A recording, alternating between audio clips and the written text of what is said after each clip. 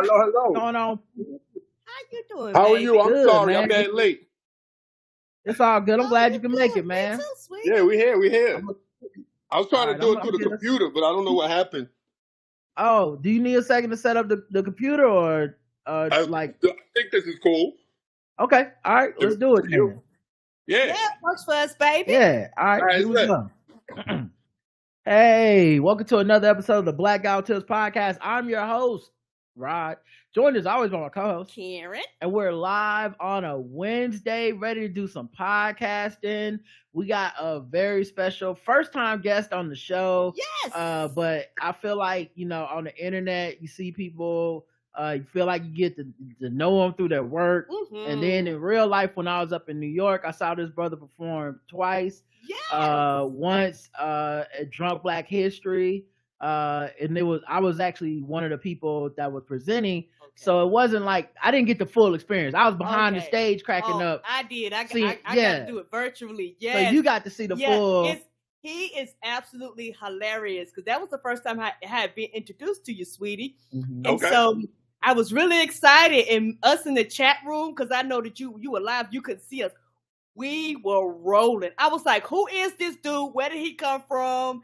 And we had a ball. And then when we got to see you again. We saw him again and stick a pole in it. I didn't even know who the comedians were. Yeah. We just went to the show. I thought it's like a cool show. Mm-hmm. And just serendipity, boom, Simeon Goodson is performing. And so then I did get the full experience. I was like, yes, this is what's up. Yes. And it was that weird thing where like after the show, comedians are like milling around.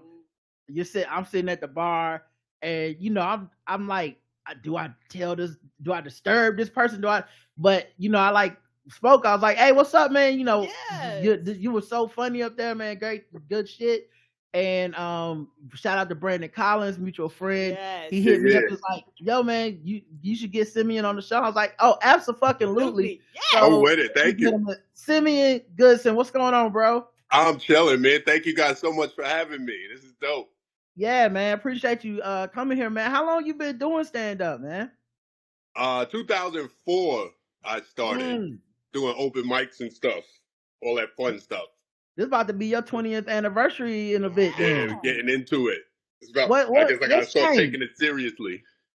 What's changed in the 20 years, man? Like, I feel like a lot of stuff had to have changed in the game over 20 years.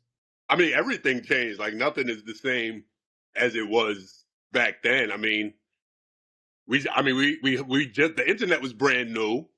Mm-hmm. So, like, back when I started, it was like there wasn't really like a Facebook. Like, we had MySpace and stuff, but we had social media, but we didn't have algorithms yet. Like, your social media was like a legit social connection. Like, you really had to know people to get them to follow you. Like, there was nothing to incentivize a stranger to take a look at what you're doing.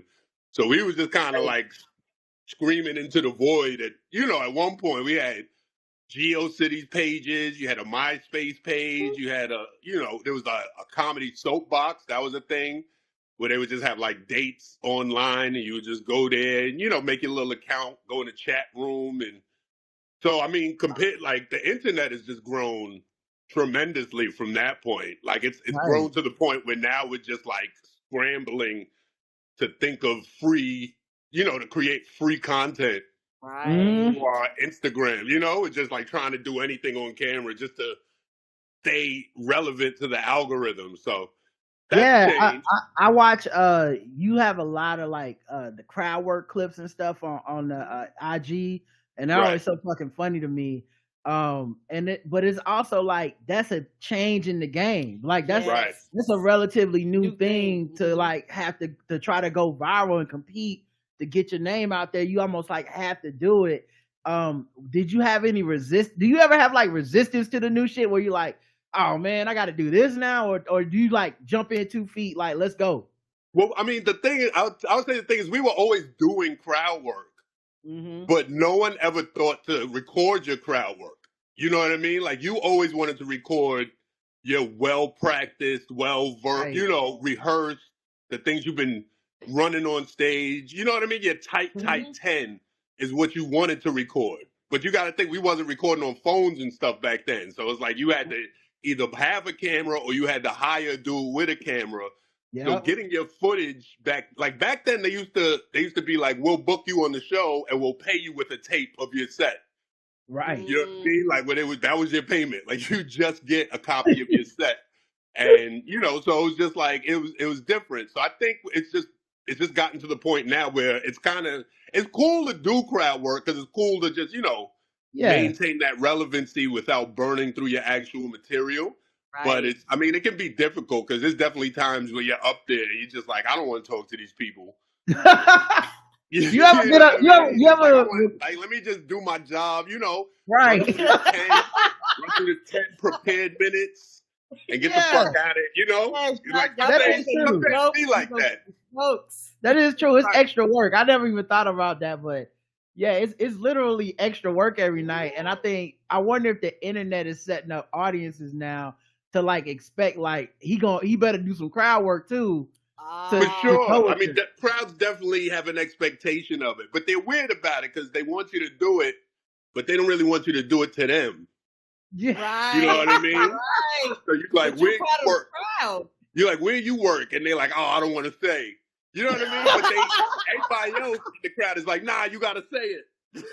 You know what I mean? That is true. That is true. We went to see Earthquake, and they sat, it's a comedy club, so we got there early because we were with my parents, and my parents are old black people. They was like, we're going to get there early. Yeah, so they showed up early.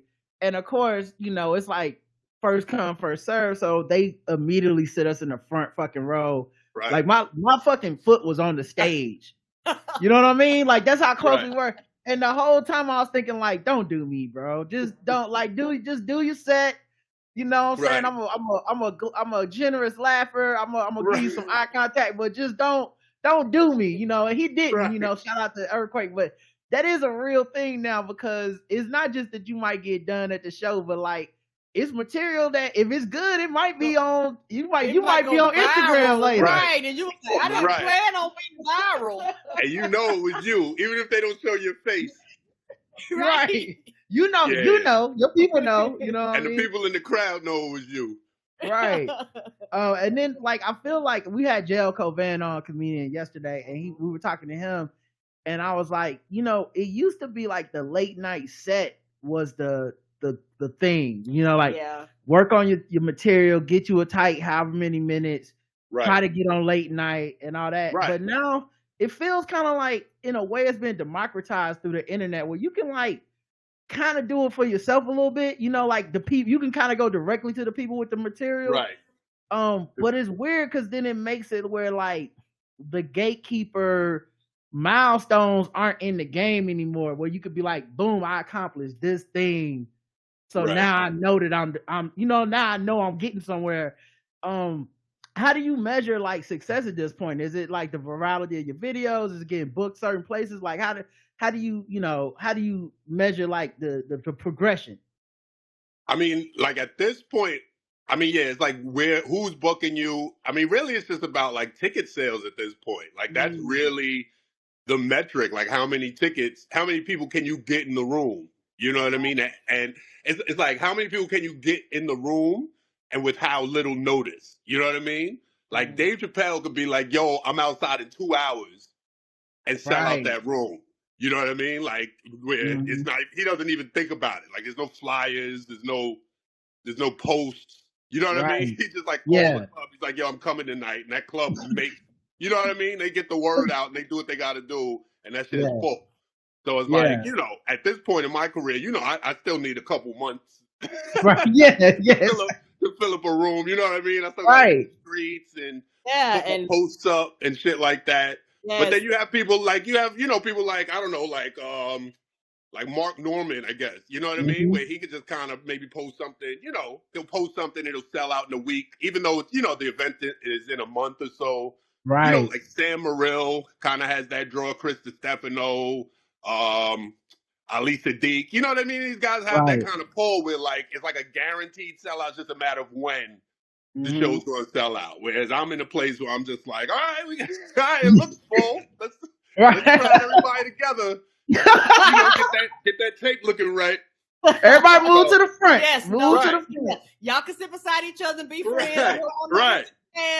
That's all I'm at with it. Shot got a little right. And now I feel like you also have to almost do your own press run, like yeah, you got. I mean, at this point, you got to do your own everything. It's interesting because you gotta essentially what they're looking for is for you to build the following before they want to give you anything. Right. As far as like corporations, you know what I mean? Because they're not really in the business of gambling on art anymore. You know what I mean? So they're just like, if you could sell, we'll give you some more. If you can make some money, we'll give you some more money type.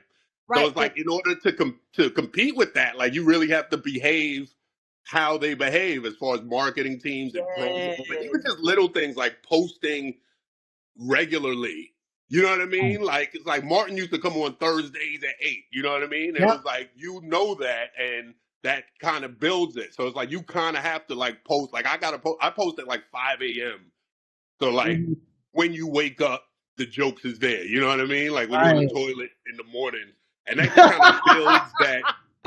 I'm dead ass. Like, no, it's true. But you gotta like think like that. Yeah. You gotta think like that. Because I used to be like, all right, I'm gonna drop a clip at 7 p.m. EST. I'll do a promo for it, and surely everybody will tune in at 7 p.m. But it's like people not on that time no more. People on their own time, they doing their own thing. So you kind of just have to be there when they're ready to check you out. You know what I mean? That's why I like YouTube. Real talk. Convenient. Yeah, I'm sorry.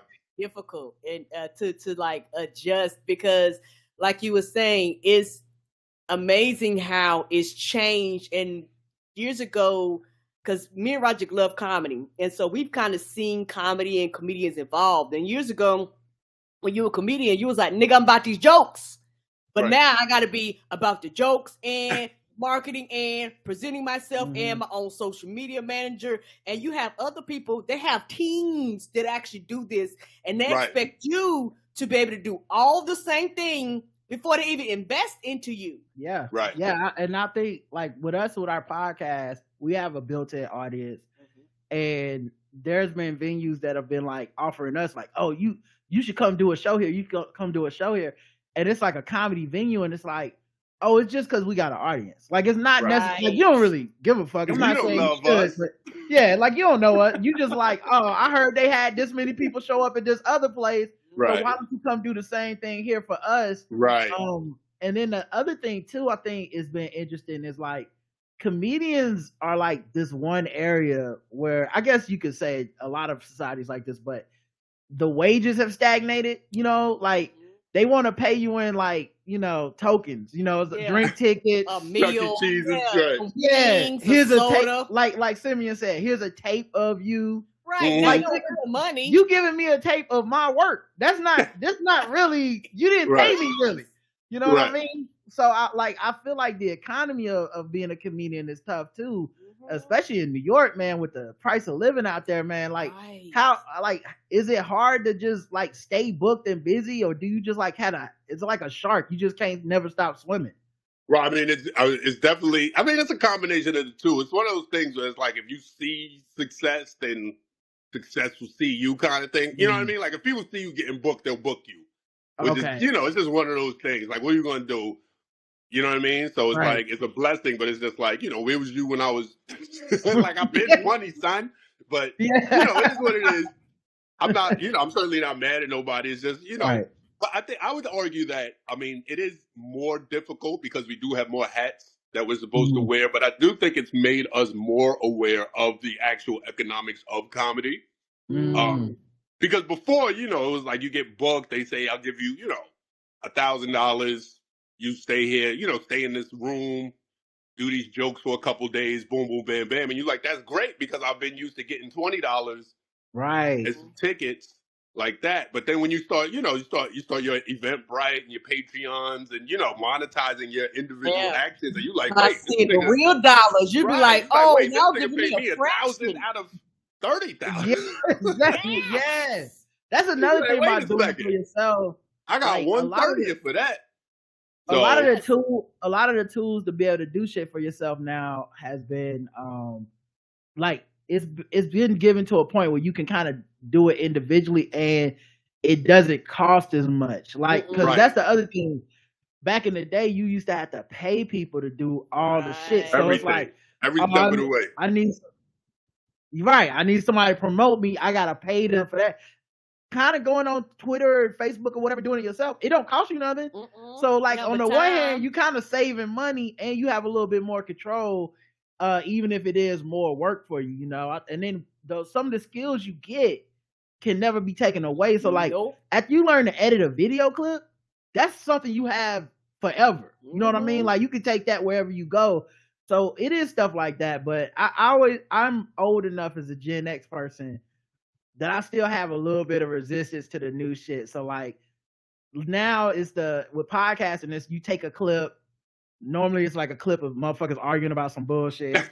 It'd be like 1 minute, somebody insults somebody, and then you put that shit on Twitter, like, come check out my podcast, and everybody go on Twitter and fight about it. And like I'm resistant to that kind of shit because I'm just like, I don't want to do that, you know? But I mean, arguably, because like that's kind of what just like the media's been doing to artists for years. You know what I mean? Because like at least it's us that gets to pick the clip now. You know what I mean? Before you would just do an interview, they would chop it up and drop it, and you looking crazy. You can't do nothing about it. You know what I mean? Now at least you dropped it, so at least you know what's going out there. But I mean, like I said, I think a lot of the things I would say you be on open, and they just take like a minute. They take like 30 seconds from you answering the question. Like they'll be like, "So is it okay to hit a woman?" You be like, "Is it okay to hit a woman?" That be the shit on the news. Right? Hell yeah. Yeah, right. He said it's okay to hit women. Like, yeah, that's you right. That is hashtag and everything. Don't know what happened. Yeah, at least we pick our own shit. Says, hell yeah to hitting woman. Yes. You like this. You right? Yeah. Tonight at 8, everybody talking about you. Right. Nah, that's cool though. But there's also the issue that like everything is like much cheaper to do now. Like even if you wanted to do stuff yourself back in the like back in the day when I first started, we used to burn up DVDs. So we had to like even because I could edit on my computer, but first of all, the computers wasn't running like they are today. So that was like a 2-day that rendering. That was like you press start and you leave the house. You go up your shit. Come back. You press start. You like shit. I got 8 more hours. Right. You know, you're not finishing that today. You check on it periodically, but that's not going to be done no time soon. So it was like that. And then even if you edited the video, like you still had to buy the spool of DVDs. You still had to print the DVD thing. You still, if you didn't have the machine, you had to bring it to somebody to print them up for you. So it's just like now you can literally sit there, like you don't even have to put on clothes, and like you banged out, you edited the video, you released it, you dropped the trailer. You know what I mean? So it does. I mean, it allows for a good. I think I'm biased because I kind of enjoy like editing and the behind the scenes process and stuff like that. So for me, it's enjoyable to just kind of dig in there and like see, what's going on.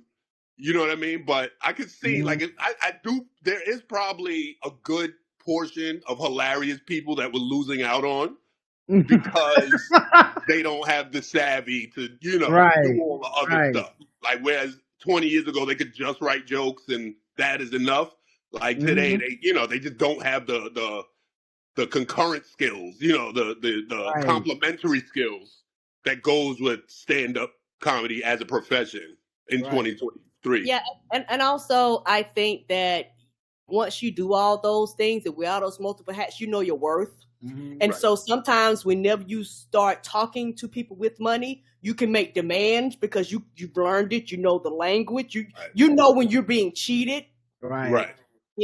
Versus like you said before, you didn't know that little bit of money they gave you was a drop in the bucket compared to, hey, if I do this myself, then you be like, you start 40 years, you be like, y'all really actually cheating me. And also I think for people that do rooms and things like that, a lot of them complain, but it's like, hey dog, y'all giving me wings and you think this is something when I see what you're really making on the other end. Yeah, the people that buy tickets ain't paying you in wings, they paying you in cash. You know what I mean? So like, because I go to comedy shows, I pay you cash, homie. But the other thing too is you start realizing how long that's the new show. I'm producing the show. Everybody got to bring a pack of wings. Yeah. The wing show. It's not a bringer, it's a winger, okay? It's a winger. Bring some wings up in this bitch. Hey, why you bullshitting? Like, that should be packed. That's just gonna be the most packed show. That shit will be sold out. Somebody gonna find a fucking sale and freeze them bitches. They gonna be like, I'm going to see Earthquake in September. Woo, they got a sale on some wings. Bitch, let's buy them all. Pull out the damn deep freezer in their ass. Yes, they will. But also when you do shit for yourself, you start learning how long it takes to do it. So then you know when you ask somebody, you be like, oh wait, it's gonna be how long? Now come on, bro. Come on. Right. I can do this by myself by the end of the week. I gotta wait how long for you? Nah, that can't be right, you know? So that is some knowledge that you get from the inside, man. Now, I was reading on your bio, you was born and raised in New York? Yeah, from Brooklyn. Okay. Yeah, born and raised. Went to school here, all that. So, you know. Then lived in Abu Dhabi for a couple years, and then what was that like? And then back in Brooklyn. What was that like? What was Abu Dhabi like? What was that like? Oh, Abu Dhabi was dope. I love that country. It's the UAE, that's the country. But yeah, I was doing shows in like Dubai and Abu Dhabi. Traveling the whole country. It was like a whole Middle Eastern circuit you could do out there. So that shit was like super fun. It was just living abroad and just learning about yourself. Are the standards the same with like censorship and jokes and stuff, or do you have to like kind of watch it because you know like the rules are a little different?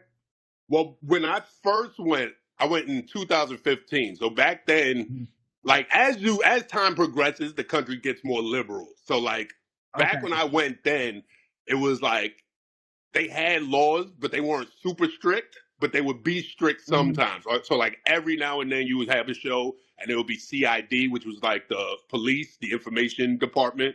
They would be in the crowd, just making sure. There's really only two rules: that you can't make fun of the country, the government, and you can't make fun of Islam.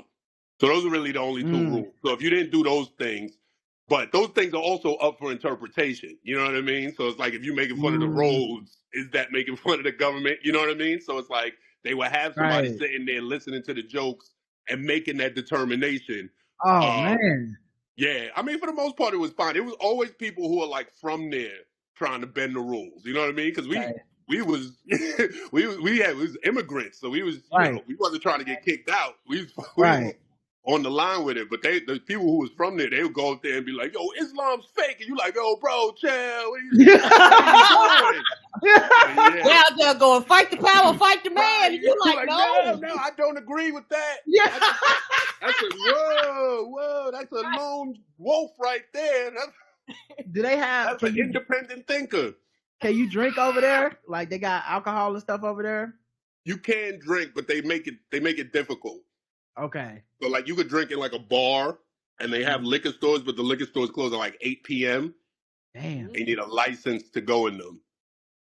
Damn. Wow. Okay, they don't play. So at least you wasn't getting paid in drink tickets though. You know, at least they had we did money up there. Yeah. Yeah. That's good. Man, so you did comedy over there, and then you say you went to China? Yeah, I was in China for 3 years from 2018 to 2021.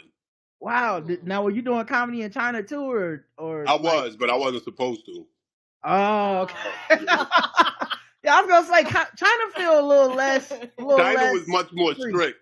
Well, the thing is, like, China, the UAE, like, technically, I wasn't supposed to be working because I was there on a spouse visa because my ex-wife was working there at the time. So I wasn't supposed to be working, but when they caught me working, they didn't really have a problem. You know what I mean? They was like, get the money. You know, you're not doing I wasn't like selling illegal shit. And I was doing shows, and you just had to get licensed to do the shows. So every show I did, the government knew I was doing. Okay. In China, I was also there on a spouse visa, but they was like, you can't do shit. They was like, you shouldn't have no money. Damn. Right. They was like, you can't work, you can't go to school, can't do nothing. Like you were here as a spouse, and that's how you exist. You spouse shit. Like you could eat, you could drink, and be with your spouse. That's it. Right. That's it. That's what the visa say. That's what you're gonna do. So that's So we was there. So we was in. I mean, I was still doing shows and shit, but it was like you can't promote but so much. You know what I mean? Or like you could promote the show, but you can't put a price on the flyer. So that's so it's like so we actually got caught one time in Nanjing because we were doing a wine tasting. It was a wine tasting / comedy show, and the ongoing theory is that the rival wine distributing company or whoever snitched on us and sent the police to the show. So then the police came. Well, the police came and they was like, "Yo, y'all can finish the show, but then you got to come with us." And we was like, "Nah, we go." They was like, we gonna get these jokes. I was like, "Nah, we gonna just leave now." I was like, "We go. We don't need to wrap this up." They sitting there listening like, "Hey man, hey bro, put on these cuffs. You hilarious. You hilarious. You got the right to remain silent, boy. You funny though. You are funny. Like, that shit you close with, bro. That was fire. I agree. I know China different though, because like I remember Ty Lawson, this NBA player, went to Chapel Hill. He went over there and played basketball overseas after he kind of washed out of the NBA. He had some alcohol problems and shit. And so he went live on like their social media, wherever it's called. WeChat. And he said something about how people need to stop sleeping on these Chinese women. They got ass over here. Right. Bro, I saw that. They stripped this man out of the country. They was like, "Get the fuck out of China, bro. You can't even say." And I know he was confused as shit because he was like, "It's a compliment." They was like, "It don't matter." No, that's what the issue was in China, because that's not a compliment to them. Like you can't be like, "Yo, y'all got bad big butts." You know what I mean? Like that's not no fly shit to them. You know what I mean? That's probably like the equivalent of like "speak so well" to us. You know what I mean? Like, they're like, he's what? like, what? Like they got that dude out of the country in like 48 hours. He was he was done. I remember that. He was done. But he was also it was the fact he said the Chinese girls got big butts, but he was also filming people in and putting their faces in the right. So it's like it's a whole bunch of like he was doing a whole bunch of shit wrong at once. Yeah. A lot of he was being black. He had a camera out. He was stuff that as an NBA player in America as a black man. That's a Tuesday. Like in America, that's just yeah, man, we went to the strip club on Tuesday and it was women in there and we filmed ourselves and put it on IG. Right. Check out my video. Right. Yeah. They got different rules. They don't play that at all, baby. Man, so what happens when they tell you come with them after the show? Do they is it like you gotta go to jail? Is it like you gotta just No, it wasn't a jail. It was a police headquarters, but it was just like it wasn't like a jail. Like we weren't in cages and no shit, but we was in separate rooms. There's 3 of us on the show, so they separated us, and then they just start asking us about the show, right? And they start busting out all the shit because everything's national there. So we on the WeChat where all the flyers are. They showing us all the flyers we've been posting, like since I moved to China. Like they got everything. they showing me these flyers, and they're like, so you because. The point of contention wasn't that I was doing comedy. The point of contention was that I was making money. Right. It's not illegal to do comedy. It was illegal for me to make money. And the other guys, they were on teacher visas, so they weren't really in trouble at all. So the issue was, did I do something wrong? Because it was my face on the flyer. Like, technically, it was my show. Like, they were working for me in theory. So it was just like, it was like, so what's going on? So why are you doing all this comedy? And I was like, because I love comedy. That's it. And they was like, so you trying to tell me you make no money doing all these shows? Like, nope, not a time. Right. Y'all ain't got no proof. Yeah, I like that they put I get paid the same thing I get paid in America. Chicken wings. Right. I was like, they gave me drink tickets. They gave me wings. I like that. I was like, same approach because WeChat also. You also pay for shit on WeChat. So it's like they would have like money coming into me or going from me to people. So they'd be like, what's this? What's this? And I'd be like, oh, they paid for the train ticket and the hotel, but they didn't give me no money. That was just to pay for the hotel, you know, shit like that. But they going through like every show I had ever done. And they're like, so what's this? So what's this? So what's this? So at the end of all that, this is like 8 hours of interrogation. And mind you, the show ended at like 11 p.m. So it's like morning, but we just in there getting interrogated about a fucking comedy show. And then, so at the end of the interrogation, they leave, they talk to each other, they come back with this stack of papers, all in Chinese, and it's essentially just the entire 8-hour interrogation written out. So before they can let us leave, they go through each page of the interrogation, and they're like, you said this, to which I said this, and then you said this. Do you agree? You're like, yeah. And they're like, all right, sign here, and then they make you do a ink, put your thumb in ink, and then put a thumbprint on it. And so so that was around. Yeah, in America, and this is written in Chinese. Right, everything is in Chinese, so translations could have been anything. They could have been like, you agreed to spy on America. And I was like, yo, right, yeah. It's like whatever I gotta do to get home. Right. That's crazy. You hate the United States of America? Yup. Absolutely, man. Fuck them. It's wild too, cause like it's like they went first 48 on y'all, separating y'all. Right. You know, making sure everybody matched up with the stories and stuff. I mean, did the other two dudes stick to the we not getting paid story? Like, what would have happened if one of them like slipped up?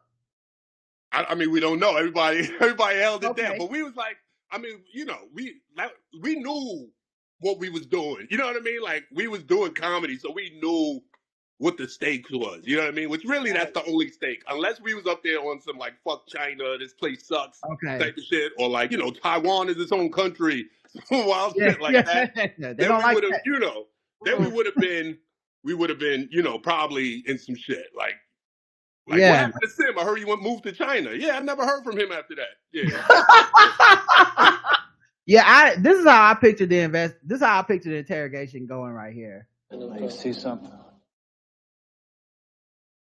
Now you see now, you done fucked up in that country. I see what I'm saying.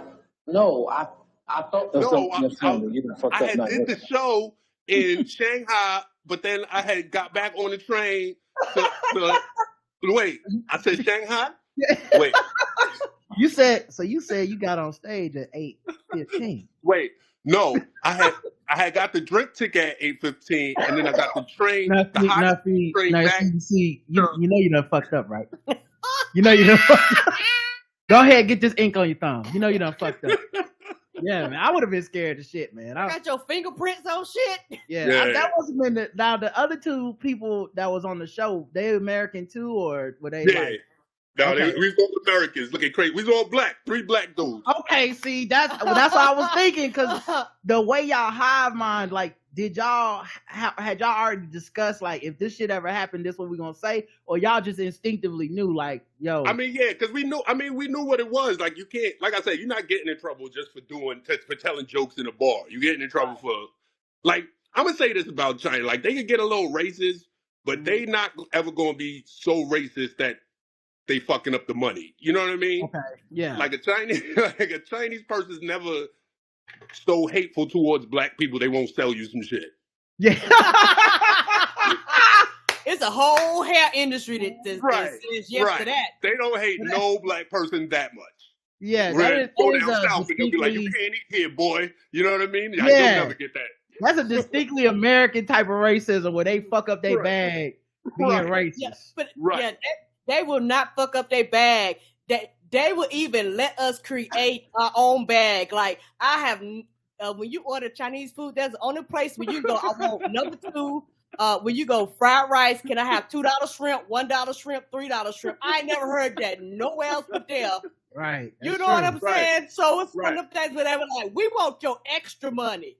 Right. Yeah. So I think, like I said, the only reason I bring that up is I think this was more of an economic issue than any kind of like race or You know what I mean? I just don't want to frame it that way where they was detaining us because we was black or they was detaining us because it was about money. They was like, is you making money? Because if you making money, we got to know about that. Yes. You know what I mean? Like they was on that type of time. Like, if you getting money, we should be getting money. Right. You got to run that type of money. You getting money? Like, I'm not getting no money, so I'm not getting no money. Would you ever go back to do comedy in either Abu Dhabi or China again? Well, I do the Dubai Comedy Festival. They have one just about annually, so I've done that. I did that this past May, and I did it last year also. So I like I said, I love that country. Like that country kind of showed me what it was to be like an independently working comedian, because they don't have the corporate infrastructure out there where it's like, you know, one day I'll get a TV deal or one day I'll get a movie deal. You know what I mean? Like if you're doing comedy out there, you really like booking shows and making calls and selling tickets and cutting up your ads and, you know, all the shit that we were talking about earlier as far as like what we're doing on the internet. They've had to do that since the inception of the comedy scene, which granted is younger than ours. You know what I mean? So like when I got there, the comedy scene was maybe 10, 15 years old. You know what I mean?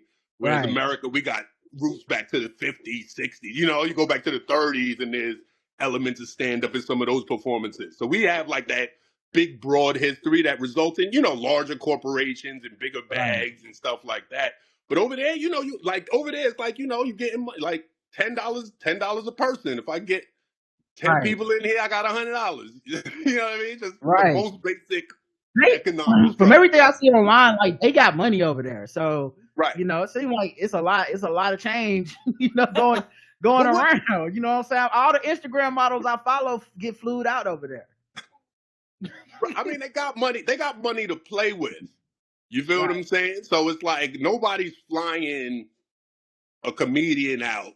To tell jokes, unless it's like Kevin Hart or some shit. You know what I mean? Or, you know, you'll fly him out. But I mean, I go out there, I do the festival and stuff, but it's just like, I mean, that's what you see on the internet, but they still have like a whole economy of people who are like builders and plumbers and construction workers, teachers. Somebody gotta make some big ass buildings, dog. I be seeing the motherfucking shit they design. They be designing shit that look like motherfucking G.I. Joe and Cobra bases. Like, yeah, we got an underwater hotel. You know what I'm saying? We created Atlantis. You be like, huh? Yeah, we got a resort in the clouds and shit. Like they got money over there, dog. Like it seems like it's just be nice to hang out. They got a good brunch.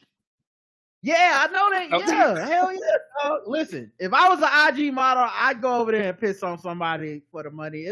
It seemed worth it. They got a quality of living over there that's better than ours. How long is the flight over there? About 13 12, 13, 14 hours, something like that. Woo. Yeah. That's a grip. That's a grip, dog. One way. I could take those now. I can eat those. Those aren't that bad. Yeah. You know why? Because I just the one time, like a long flight like that is like the one time I can like sit down and just play video games and not feel wild guilty about it. Yeah. Right. Because if I'm in the house, you know, you're like, damn, I need to. You know, be doing something with my life. I could be getting my life together right now. Put these down. That's a good point. That's my favorite thing about long flights. I can actually relax and enjoy myself and don't feel guilty about. What about the flight to China? Is it the same? It's about the same, yeah. Okay. It's a different direction, but it's the same. With China, we was flying over Antarctica, so we was going over the top of the. Damn. We was going over the top of the flat Earth dome. Yeah, you're going straight. It's a straight flight if you listen to Kyrie Irving. It take like 30 minutes. Whoa. We went around the dome, came back through the ice wall, went the other way. Have you ever gotten into any acting, or do you just like want to keep it as straight up stand up? I did Michael Che's show that day, Michael Che on HBO Max. So I was on the most recent season of that. So that was dope. I don't really act, but only because I don't like auditioning. Does that make sense? Like, it's just like, I feel it's such a demeaning process. Mm-hmm. And a lot of times it's like for some shit I don't even want to do like that. You know what I mean? They'd be like, act Jamaican. You're like, I don't want to act Jamaican, bro. It's a lot of no's. It's a lot of asking you to do some shit that they didn't. It's not even you. It's they don't really want it. Like, they see you do it and they be like, I didn't even want that shit. But it feel personal because I did it. You know what I'm saying? So like, if you try the Jamaican accent and then they like, we're not gonna use a Jamaican accent. Right. It's like, well, right. nigga, you rejected that me. wasn't authentic. Look, Cypher's upset. He said, how do we act? You act Jamaican. Yeah. Oh, see, that's a trap. I'm just messing around. But see, I mean, that's also like the issue. They'll be like, act Jamaican. You'll be like, well, what does that mean? And they're like, just Jamaican it up. You're like, you're the actor. You're like, I don't want to participate in this. Right. And then the commercial comes out and they'll be like, do you have AIDS? And then they show you acting Jamaican. Like, what the fuck? Right. Yeah. What the fuck? Yeah. What? I thought this was a chicken commercial. What the fuck happened? I didn't want to do any of these things. AIDS. Yeah, I mean, I think act Jamaican is the same as black it up. Everybody know it. Yeah. You know what it means. It's offensive. You trying to trick us into telling you what it means, but you know what it means. Something offensive. Right. So I do like acting. Like for Che's show, I didn't have to audition or anything. He was just like, he wrote me in. He's like, come through. And then, that was cool. Like when you do it, you're like, I don't have to audition. You show up, you don't really have acting experience. Like, I don't really know what you do, guys. But see, that's a good thing. When they write it for you, it's so much easier because they got you in mind already. So you can even kind of play with the role, like. Well, one of the things I was in, I actually wrote it. So that was even better. So he let me write it, and then I got to be in it. So it was like super duper dope. And then the other one, Rosebud wrote it. Rosebud from SNL, Rosebud Baker. Yeah. So both of them was fucking excellent sketches. Like I had just got home. I had just got back to New York maybe like a month. So they had actually already shot like a good majority of the show already. And then I landed. He brought me in the writer's room. Like 2 weeks later, he had me on set. So I was like, fuck that. And then, I was spoiled. I was like, all right, being back home going to be a breeze, baby. Right. It's hard to go back to like, all right, we need you to audition again. For what? Nah, write me in. I was like, I'm in here, baby. Right. Let's go. Walking past all the people in the audition room and shit. Nah, I got my part. Excuse me, brother. Good luck to y'all today. Good luck. Pardon me. Where the booked actors go? Yeah. Where the people who already been booked? Where we sit? Good luck Jamaicaning it up over there. You know what I'm saying? I ain't got to do that. Hey, likes it Jamaican, so make sure when you go in there, really Jamaican it up. You get your accent right, but might want to practice. Oh, now you said earlier when you was traveling, it was like your ex-wife was there, and then you would do comedy. Was that like, was it tough to be like the plus one? Where it's like I'm going to this country, but it's really I'm going as like yo plus one, not for me. I mean, we was all going together. It's not, it wasn't like she lived there and then I flew out there to meet her. Like we was, we was married in Brooklyn. We met in Brooklyn. We was from Brooklyn. We had the kids. We had the 2 girls at the time. And then, it was like New York. I was 30 at the time. So it was like, like she got the opportunity to teach out there. She's just like, her friend put on, was like, teach abroad type shit. She was like, you want to do it? I was like, fuck it. Yeah, why not? I was working for the city at the time. And she was working, she was a teacher for the city. So we wasn't really, we had benefits and shit. But we wasn't really seeing no money, Plus we had the kids. We was in her mom's, the apartment attached to her mom's house. So it was like a 2-bedroom. There's 4 of us in there. So they was offering housing. They was offering cash. They was offering, a lot of shit. Right. So it didn't feel like a plus one because we were both benefiting. Plus, I was like homeschooling the girls and stuff, so I had to like take care of that type of stuff. And I was doing the shows at night, so I never felt like a plus one in the UAE. And China felt that way because it was like I didn't have the liberty to do like shows, and you know what I mean. Just China's just like it was. The UAE is very welcoming to English speakers. You know what I mean? Like you get off the plane, there's somebody who can speak English. The signs in English, you know what I mean? Like you're going to find where you need to get with ease. Like it's not even going to be an issue. In China, like they treat you getting off the plane speaking English the way we treat a motherfucker getting off the plane speaking Chinese. I've heard that. They like, you better learn the language. Right. Yep, like, I don't know what to tell you, bro. I don't speak that. Right. They're like, I don't, Yeah, I heard like France is like that. Yeah, there's certain countries where they like, nah, we already got a language player. Right. And you know who I blame? I blame a lot of the GIs and people that done went over there and then fucked it up. So now they like, fuck all English speakers. Well, China's just like fuck everybody. Right. Like that's their shit. China is not just like you go there speaking Japanese. They're like, huh? I don't know what. Exactly. So like they not like they just like that. They like this is China. If you want to be in China, this is what you gotta do. Could you tell, as a person born and raised in Brooklyn, right? Could you tell the difference in like the culture that your kids were absorbing being in these other places? What do you mean? Like, so like being born and raised in Brooklyn, I feel like you could take it for granted. Like, this is what it is, this is life. But like, if you're a kid and you in like China, you in the UAE, then you come back to New York, it feel like you will be getting some different experiences as opposed to just being in one place your whole life. Like, or were the kids like even old enough to even value that, or to be for that to rub off on them? Yeah, I mean they were certainly young enough that they don't miss Brooklyn. You know what I mean? Because they left. My oldest was I think 4 when we left. Oh, okay. And then my middle child, who was my youngest at the time, she was like 3. So it wasn't like, you know what I mean? They weren't like leaving classmates and nothing crazy like that. Okay. Like my oldest had just finished pre-K. Like that was the oldest grade that any of my kids had done at that time. So we went over there, and then we just started. I was doing the homeschooling and stuff. So they're really understanding that, that's just what childhood looks like.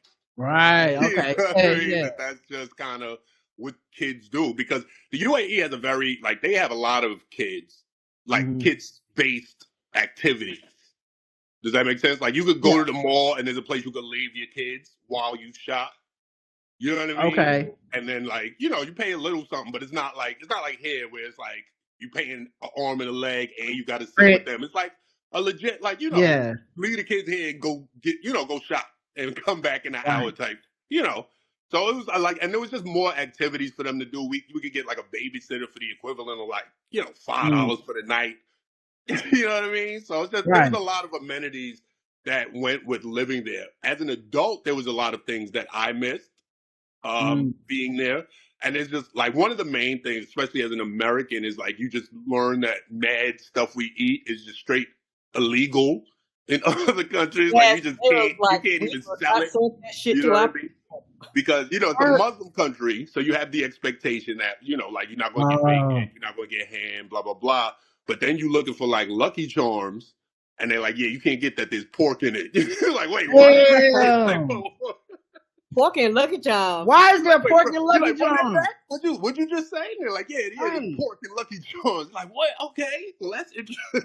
America's wild as fuck, bro. We don't know what's in our shit, and like it's wild too, because it do feel like it be unnecessary shit in our shit too. Where they just be like, man, we got excess bacon, man. Go ahead, throw it in the Lucky Charms. It's right. And you know what? Call it red number 13 and blue number 45. Right. Like, damn, man, what is that even doing in there? That's not in no commercial. Right. Last time I checked, there was no pigs in the Lucky Charms commercial. Now with 12% more pork. You know what I'm saying? Like now with 3% more grease. Yeah. What? Like, what the fuck, man? You just blew my mind. Damn. Right. And it would be like, it would just be weird stuff that you see, that you just can't get. I drink a lot. I'm from New York, so that was an adjustment. But, I mean, you get used to it. You can go to the beach, and there's definitely benefits. I do love that place. I love that country. It's my second favorite city after New York, probably. Yeah, I feel like, I mean, you kind of have to. It seems like you would have a healthier lifestyle by necessity, just being over there and shit. So if they won't let you out of Lucky Charms and no alcohol and shit, like you probably was in the best shape of your life. All fit and shit. One of the issues out there is that because it's so hot out there, you end up driving everywhere. So you can't really walk. And so you do get a little stagnant, because the culture is very much drive somewhere, sit down to eat, drive somewhere else, sit down to eat, drive to somebody's house, they got food. You know what I mean? So it's just so that kind of you do, when I look at pictures of myself over there, I wasn't fat, but I was whoa, it's noticeably different. What do they smoke a lot over there? Because I always see that stereotype in all the media from Middle Eastern countries. Everybody smokes cigarettes a lot. Yeah, you could smoke cigarettes, and then they had the shisha. the hookah. So they smoked that, and then they had this thing called medwak, which was like an ancient Arabic tobacco. It has this long wooden pipe where you just kind of scoop it. It was just like extra strong tobacco. So yeah, I mean, they were smoking, but it wasn't like indoor smoking though.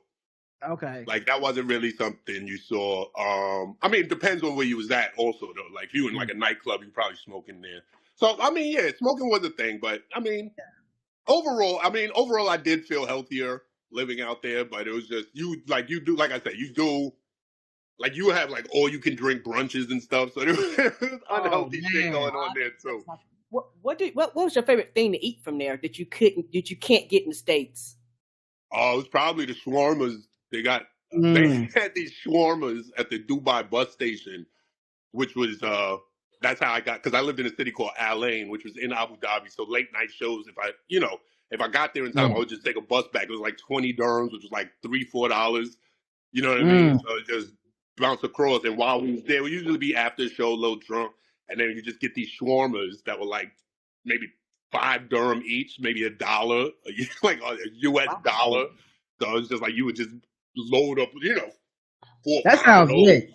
That sounds lit. Now, I think I would like to live in either of those places just because it's got to be safer than America because they don't have mass shootings. So like just off tops, you know what I'm saying? Right. You doing better. Just like you could go to the mall. You don't even have to worry about coming home. Like you know, like, I could deal with not drinking in public if that means I can live. You know what I'm saying? I'm with it. So you sold me. Right. I'm about to take a 13-hour flight. That's what I'm here for. That's why I stamped on the. Yeah, listen, I've been trying to stamp it with both thumbs. Fuck it.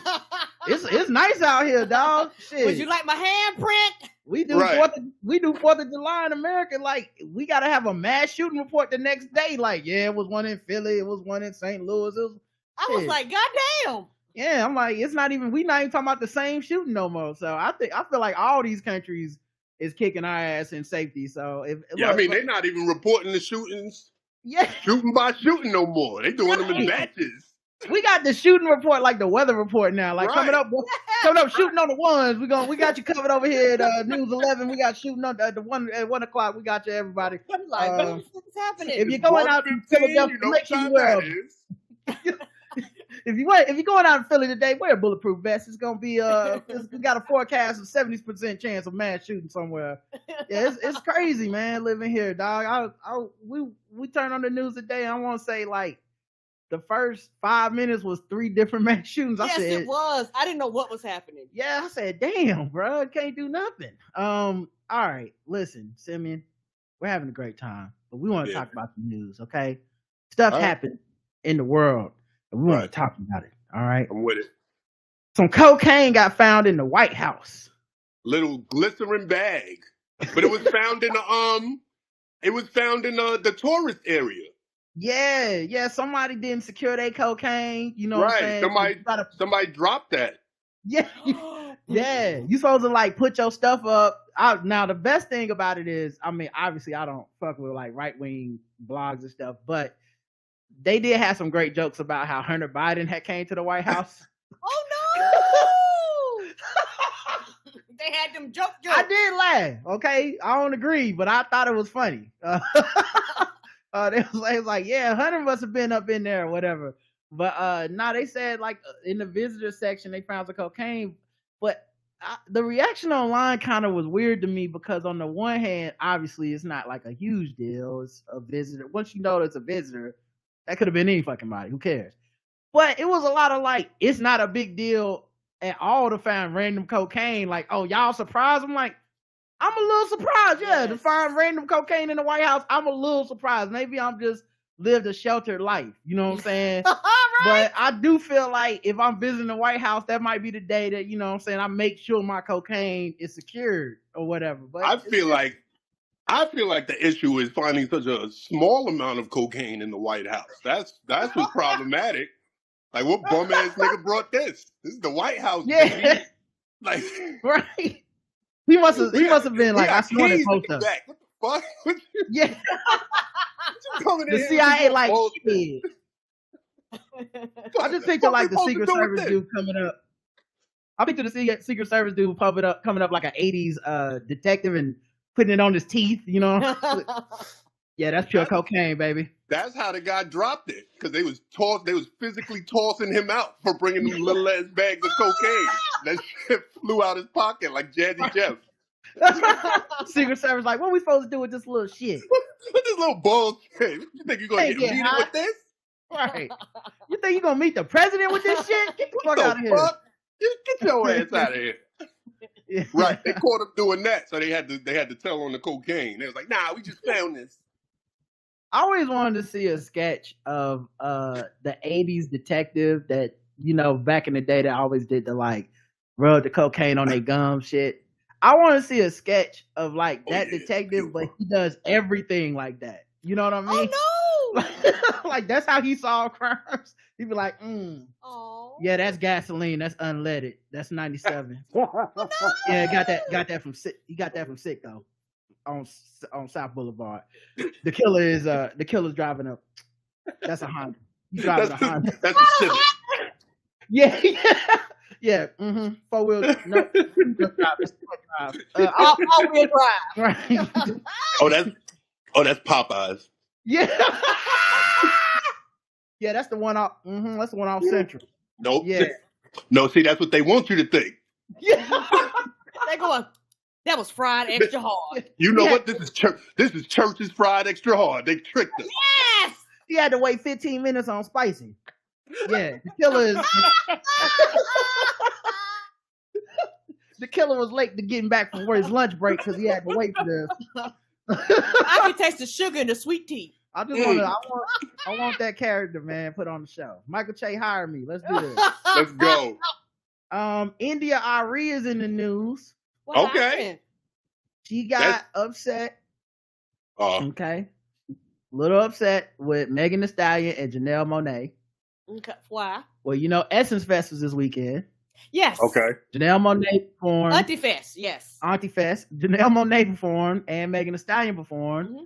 And you know, they're kind of like doing raunchy shows at this moment. Mm-hmm. You know, Janelle Monáe is showing us all her titties. I love it. I'm support it fully. I'm here for it. And of course, Megan Thee Stallion is always twerking and stuff. Mm-hmm. And with them good knees. Yeah, I think I actually had a footage of it. And it's like it's funny because some people got up in arms, but like she has a pasty on for Janelle Monáe, so it's like you didn't really see no titties. You can see that on Instagram. Everybody calm down. But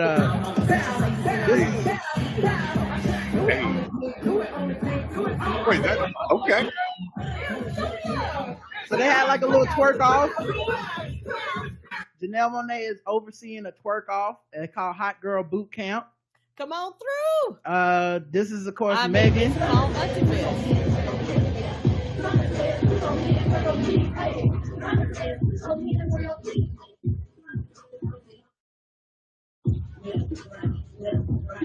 So I mean, just typical twerking show. This is the boob one that's going viral.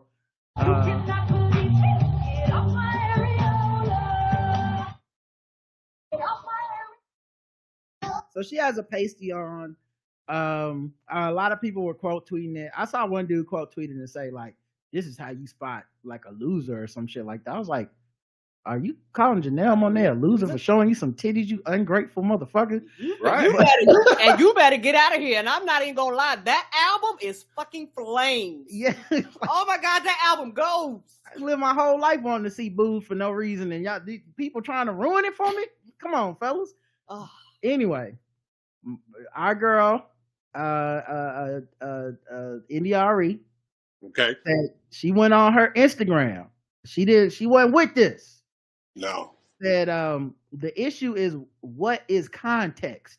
Humanity does everything, but does everything belong in the stage? No. Is everything for kids? No. Is everything for everybody? So when we as a culture make something like this mainstream, it shows a lack of discretion and discernment.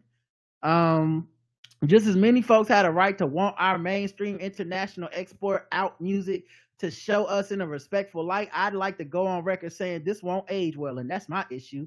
I love Janelle and Meg and the way I love us all, and I don't like this moment. Don't bother debating me, LOL. I don't care, and I do this. For 25 years, I've done this. So read, ponder, or don't. So she's not a fan. No. I mean, if we really gonna talk about it, you go back far enough in any black culture, and there's some ass shaking going on. You know what I'm saying? You go back to African huts. You go back to Jamaica. You go back to, Grenada, South America even. You go back to non-Western cultures, and there's some ass shaking, and there's kids at those festivals. Right. Yeah. I don't know. The issue is, like he said, the issue is context. So yeah, in the context of a Western society with, European beauty standards, yeah, maybe a bunch of people shaking ass on stage is inappropriate, but you can't say that that's a black issue, because black people, and not even just black people, everybody who not white been shaking ass in front of the kids since the dawn of time.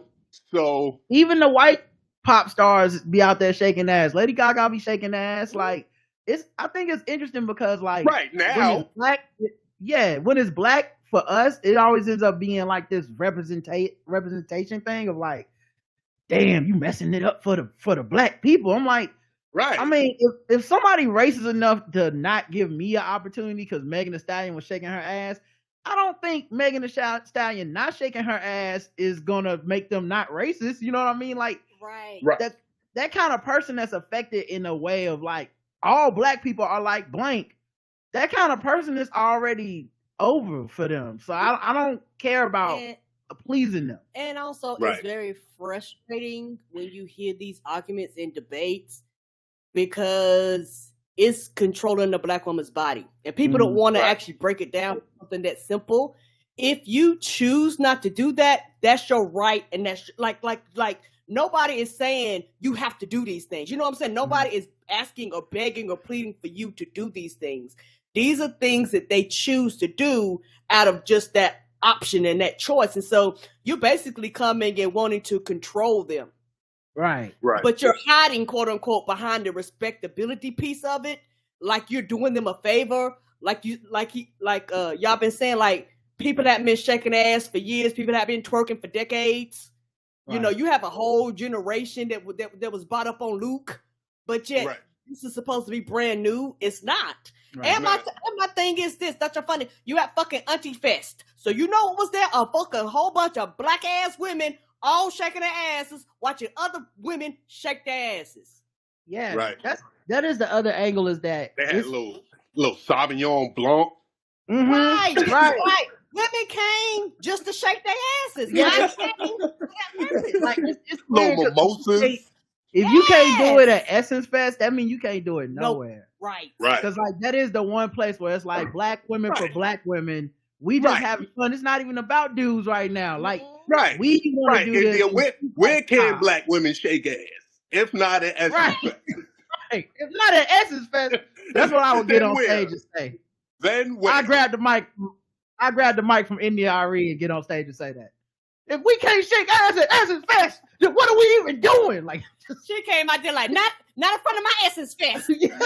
Ma'am, go somewhere and sit down. Yeah, don't go then. If you don't want to shake ass at India RE house, come to Essence Fest.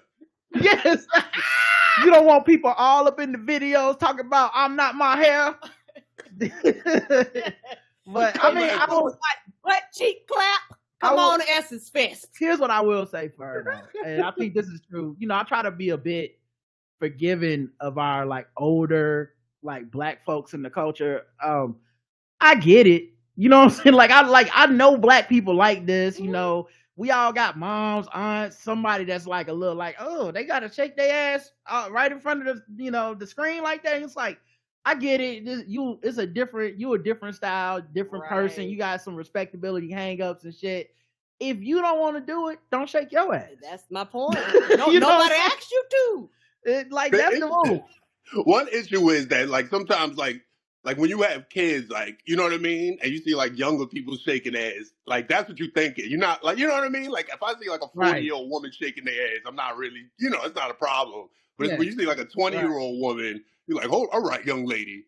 You start thinking about, all right, young lady. That's quite enough. My favorite person who did that My favorite person who tried to pull that shit was Snoop Dogg. Right. Snoop Dogg tried to pull the doggy style. You had women on leashes on their leg. Right. He tried to pull I feel bad. I feel bad watching Ice Spice videos. Like, I feel like that's inappropriate sometimes. I mean, like, I'm not going to say nothing. I'm not going to tell her to stop. But I'll be like, as getting older, it is interesting because somebody like Ice Spice, Chloe Bailey, or somebody like that, right? They're attractive. I get why people are all about that, but there's a thing in my mind. It's like, nah, I can't. That's a child. Yeah. In your mind, yes. I caught myself on the show, man. Somebody corrected me in the chat because we were talking about Bill Clinton and Monica Lewinsky, and I was like, yeah, man, she was just a girl. It was like, no, she wasn't. She was 21. I'm like, oh, y'all don't know. I'm 44 now. That's a girl to me. That's a child. Right. Like, I don't know what to tell y'all. Like, I appreciate that they're attractive, but I can't be the number one stand for right. Her. I'm not going to get a poster. Yes. They're not going to be up on the wall like a lot of people had Lil' Kim squat. Yeah. Exactly. I'll rehang my Lil' Kim poster. Yeah, exactly. I'm sticking with Beyonce forever. Okay. Right. Our cutoff for celebrity crushes has been reached. Like, we can't, like, the new ones, that's not for us, man. That's for the children. Whenever I see a nigga my age pulling up like some young chick, I'll be like, nah, bro, not like this. Not like this. Don't go out like this, bro. Pull up somebody that we used to lust after, dog. You can't be looking after the new chicks. There's no nothing. It make you look old and creepy, man. That's what Applebee's is for. Exactly. Today is National Workaholics Day, July 5th. That's not a real thing. Get out of here, corporate. Beat it. Nobody celebrating this bullshit. You know how much zero work is getting done this week when holidays fall in the middle of the week? Zero. I feel like a long weekend talking about Workaholics Day on the day back. Nah, it's not. Today is. I feel like July 4th should have been National Workaholics Day. Right. If you was working, if you was working on July 4th, you were a workaholic. Yes, July 5th is like National Back to Work Day. Right. It's trying to trick niggas. Right. I gotta come back in this motherfucker again. Come on, man. Like, ain't nobody want to go to work. Right. July 5th is You Lucky I'm Here Day. Yes. Come on. Hey, let's play a game. Play one of our games. We play games here sometimes, Simeon. This should be fun. And we'd like you to play a game with us. The first game is going to be called Fucking with Black People. Let me get the music for the game. Hey,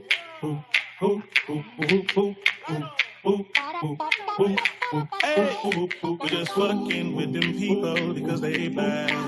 We're just fucking with them people because they black. We're just fucking with them black people. We're just fucking with them blacks. We're just fucking with black people. Hey, hey,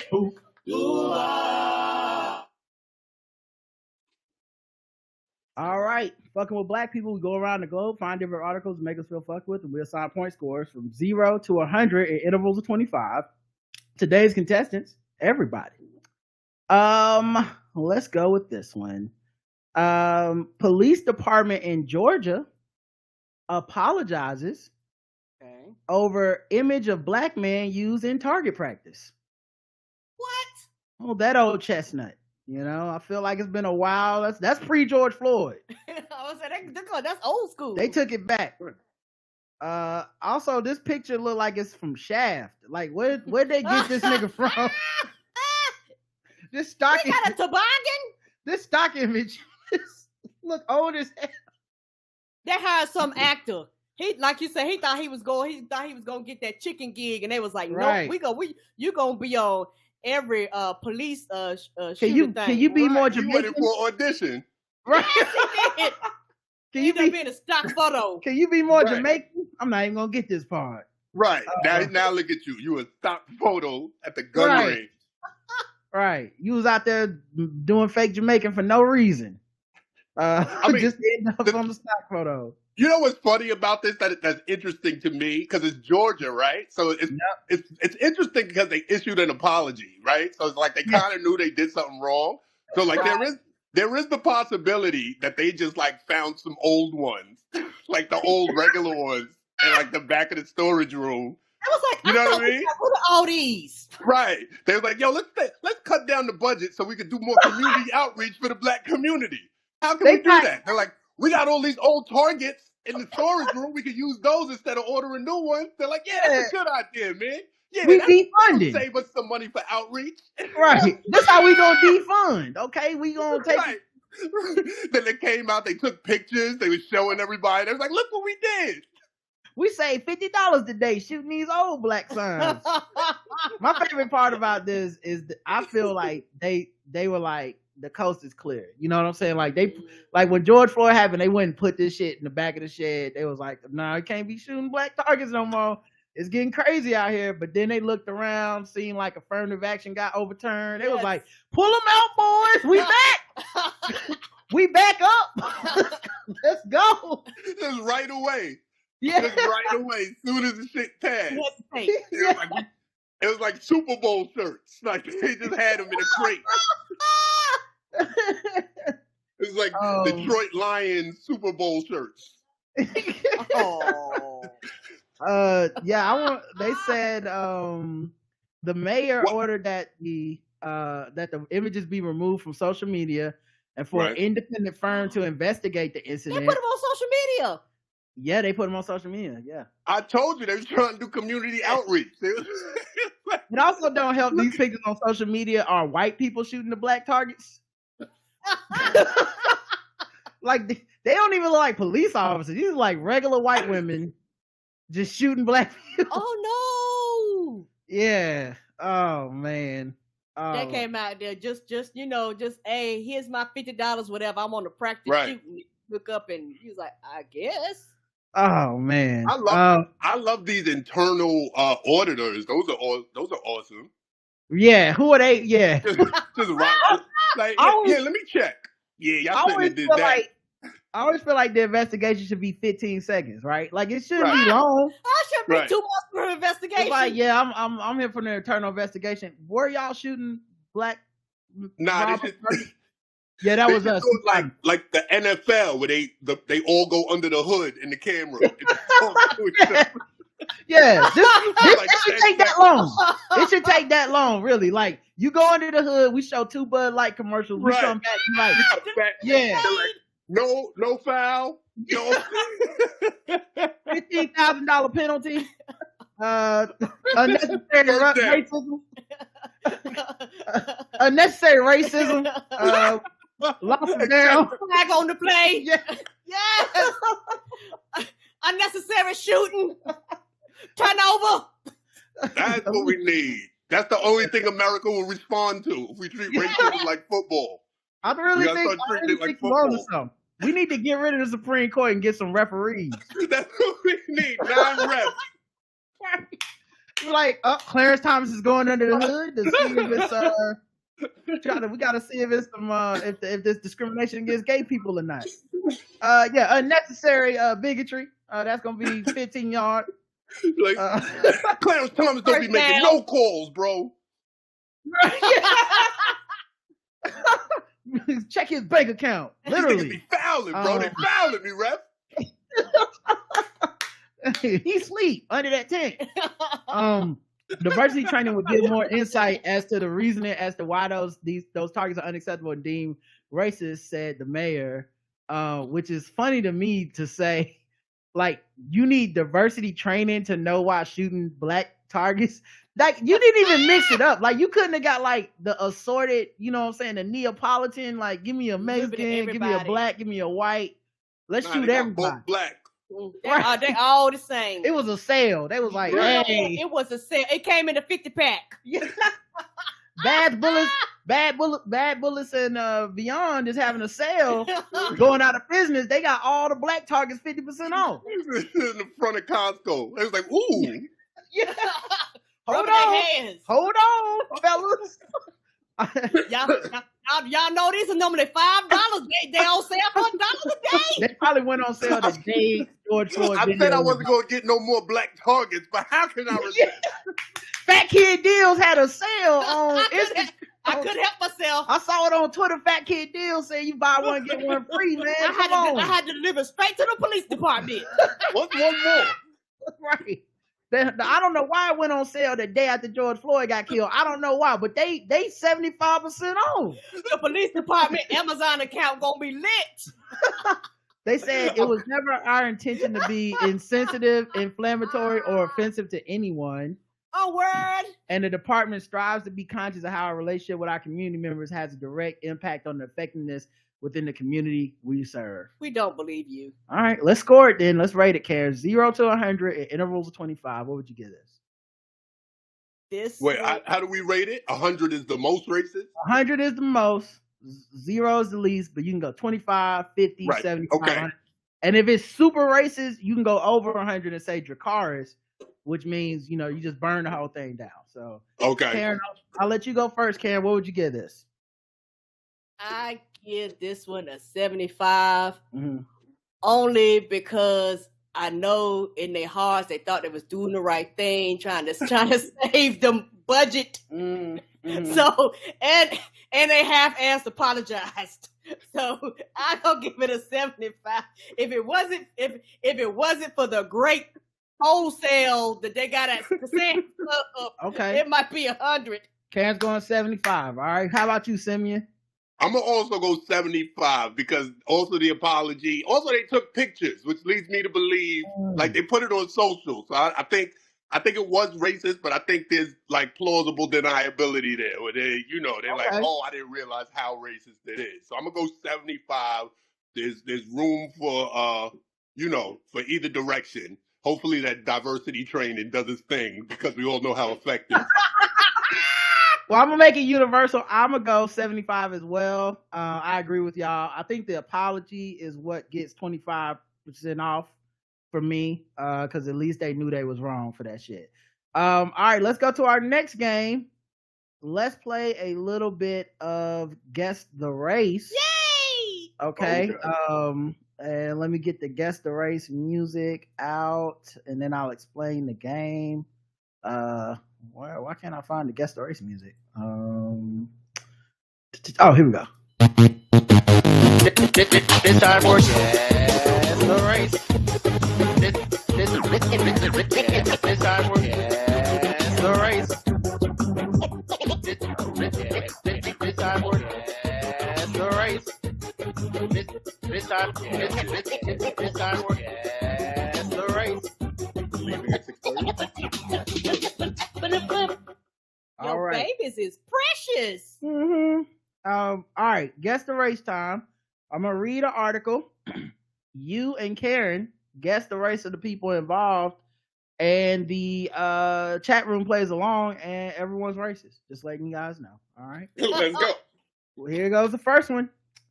A 20-year-old mows down a woman in Home Depot parking lot with a forklift he stole from Lowe's. Oh, okay. A Maryland man was arrested and charged with murder after he allegedly mowed down an elderly woman with a stolen forklift in a Home Depot parking lot. Where was it? Caleb. It's in Maryland. Maryland? Okay. In Waldorf. The Lowe's in Waldorf. I don't know if you're familiar. His name is Bryce Caleb Timothy Brown, 20 years old. He stole the forklift. He rammed it through the rear gates. He drove the forklift into a neighboring Home Depot parking lot and for unknown reasons plowed it into a parked car. Gloristine Pickney, 73, who had been sleeping in her car, got out after he struck the vehicle and started running away. He pursued her and ran her over with the forklift. Oh, no! Then he stole her vehicle and fled. Officers who arrived at the scene in response to the reported burglary at the Lowe's found the forklift in the parking lot with Pickney underneath it. She was declared dead at the scene. Wow. Right. You make it to 73 and that's how you die on some bullshit. Yeah, that's crazy. Yeah. It's only crazy because she's living in a car at 73. This is just tragic all around. Right? Well, it's a nice car. I feel like she was just taking a nap. You know, like Right. I feel like I don't even think she lived. I think she just was like, man, I'm tired. Let me catch a few Z's. This motherfucker wakes her up with the goddamn forklift, and then she tried to run away at 73 and got ran over by the dude. Police identified him as a suspect, found the victim's car parked near his residence. Later, he drove the car and parked at his house. He was arrested and charged with first-degree murder, second-degree murder, assault, theft, and other related charges. Don't you know they got cameras, so they gonna follow you? Yeah. This doesn't seem like a well thought out crime. Like he was trying to get away with it. It was not a well thought out crime. All right, Karen, guess the race. Bryce, Caleb, Timothy Brown. I'm going white. All right. That's a lot of names. All right, Simeon. I'm going to agree with white. All right, let's check the chat room, see what they believe. Bryce, Caleb, Timothy Brown, the third white, says Devil Bitch. Not the third. Killer Cracker White, says Cypher. Dumb Darky down in Waldorf, says Smart. Oh, Jesus. That's one too many names to be a nigga white. White man with 3 names, Redneck Road Rage. He decided to be the fork in the road white. 4 names, white. The correct answer is, most of you went white. I think only one person went black on this, right? Mm-hmm. Yeah. Let me pull up my playlist. All right, the correct answer is, and all of you who said white got it wrong. He's black. Holy shit.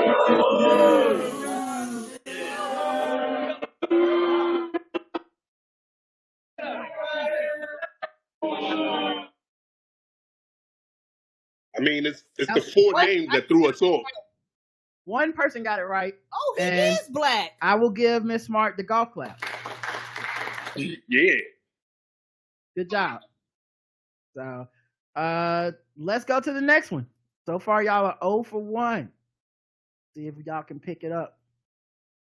A convicted sex offender is facing a video voyeurism charge after he allegedly flew a drone to peer into the bathroom window of a female neighbor.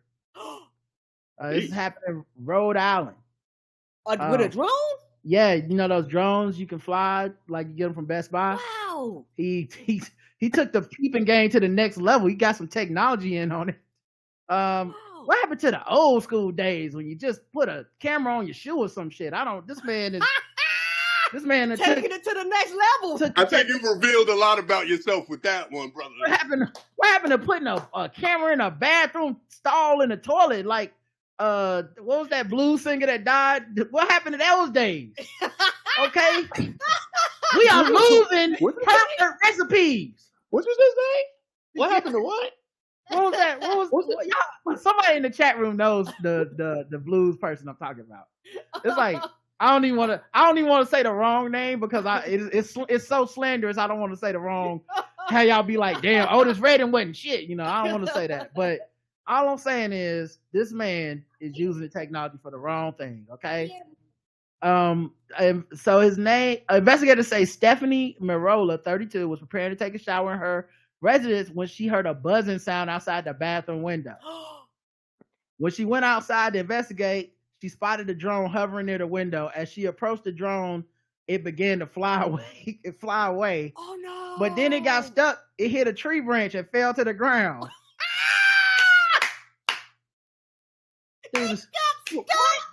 This dude, the worst pervert ever. Put it like a PlayStation. That shit was like. Pew. She grabbed the drone and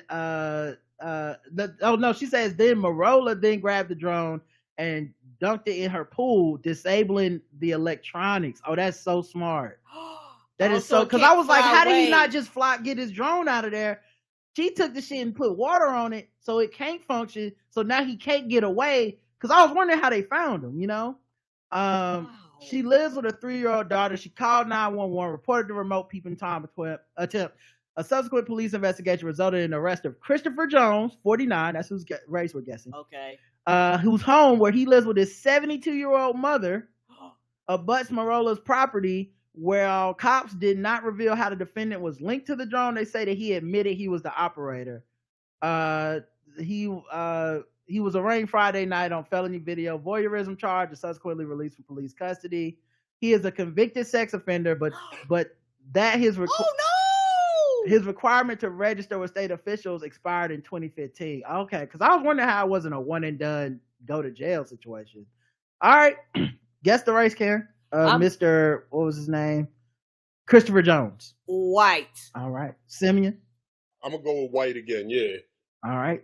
Check the chat room, see what they believe. I just see, of course he is. I don't even know if that's a race. That's what does that mean? White niggas use drones to drop drugs in jail. That is what I heard. Of course, that's also not a race. Screams, mom, I'm trying to hang in the basement with my friends. White. Okay, everybody went white on this one. You all got it correct. Good job.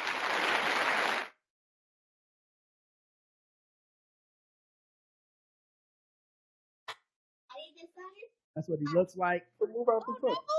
Yeah, he look like Kevin Costner, a little bit.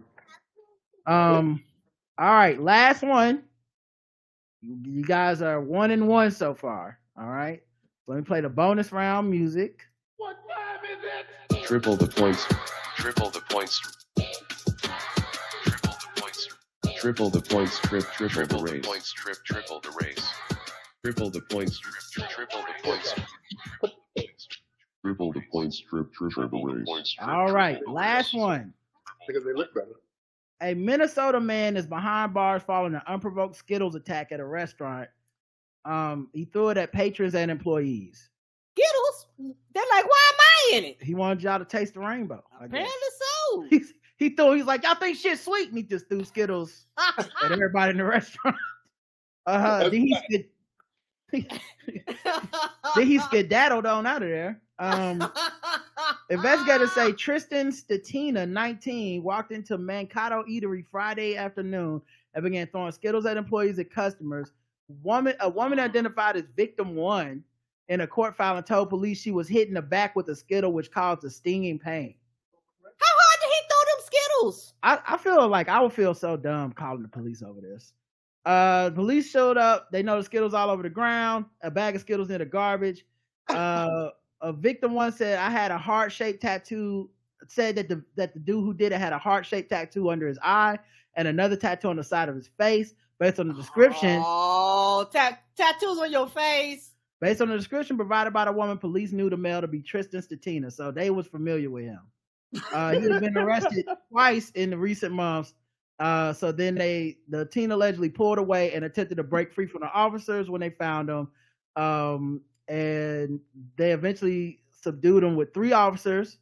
He was charged with misdemeanor assault for alleged Skittles fusillade. I don't know what that means. He is also facing misdemeanor disorderly conduct. And he was arrested in May for possession of LSD and 27.92 grams of marijuana wax. So he has no permanent address, but they said he resides in an apartment in Albert Lea. All right, Karen, guess the race of Mr. Tristan Statina. I'm going white. All right, Simeon? I'm going to say black just because they called the cops on him for throwing Skittles. Let's check the chat room, see what they believe. Waste the rainbow white. That's hilarious. Oh, no! A known white, says June. He done gentrified Candyman. Big Marshawn Lynch level black. The correct that's good. The correct answer is actually white. You got it.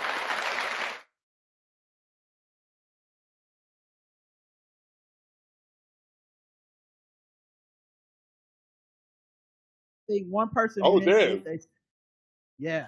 Oh, he's in the spot. Yeah, he's a kid. Right. He really, I mean, bro, you can't get away with no crimes looking like this. None. Nah. Like, you like a creative player on like a video game or something. Like you. Yeah, you he looks like a cartoon antagonist. Exactly. All right, Simeon, man. Thank you so much for hanging out with us, man. Thank you for having me, man. This was excellent. Yeah, anytime. We gotta have you back, man. You fit right in. I'm sure everybody's gonna love you. Tell people where to find you and like if you're doing any shows, where to come, how to come see you. You can check me out on Instagram at Sim de la Creme.